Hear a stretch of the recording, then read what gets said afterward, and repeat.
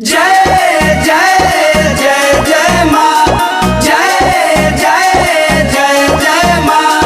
बोले बोले बाबा वैष्णो देवी की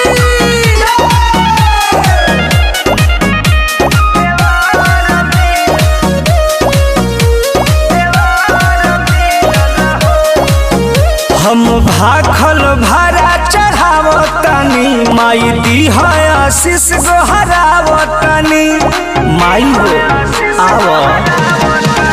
हम भाखल भारा चढ़ावतनी माई दी है आशीष गोहरावतनी। जोहनी जैसन घर मिलल हो तहरे कृपा से सुनर बार मिलल लहू पूरा देवार मिलल हो। ए माई हो तहरे कृपा से सुनर बार मिलल लहू पूरा देवार मिलल हो।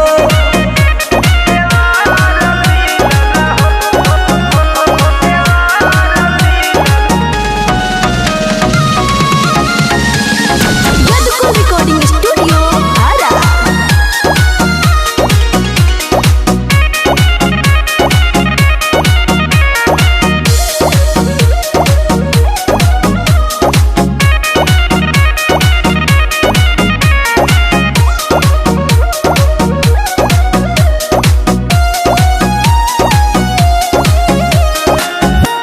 नैहर में 9 दिन रहनी उपास जी। 9 दिन मरले रहनी भूखिया प्यास जी। ए माई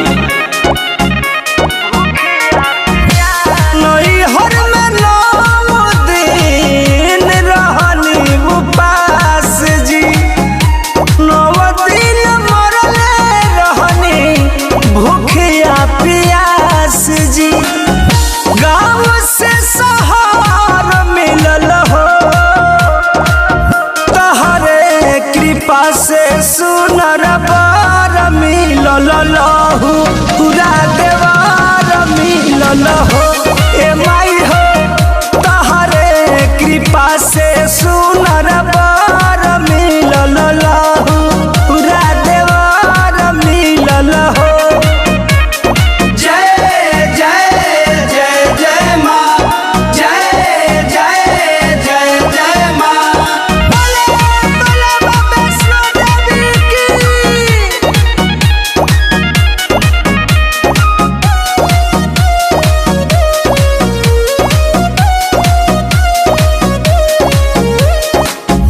कृष्णा बेदरदी प्रमोद मिलल तोहर कारण। पुनीत बिहारी सोनू सेवा में बाण।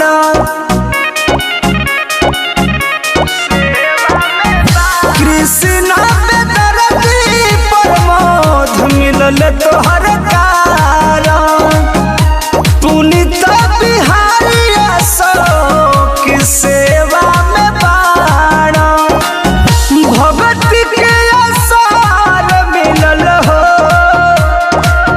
तहरे कृपा से सुनर बार मिलल लहू पूरा देवार मिलल हो। ए माई हो तहरे कृपा से सुनर बार मिलल लहू पूरा देवार मिलल हो। हम भाखल भारा चढ़ावतनी माई दी है आशीष गोहरावतनी। जोहनी जैसन घर मिलल हो तहरे कृपा से सुनर बार मिलल लहू पूरा देवार मिलल हो। ए माई हो तहरे कृपा से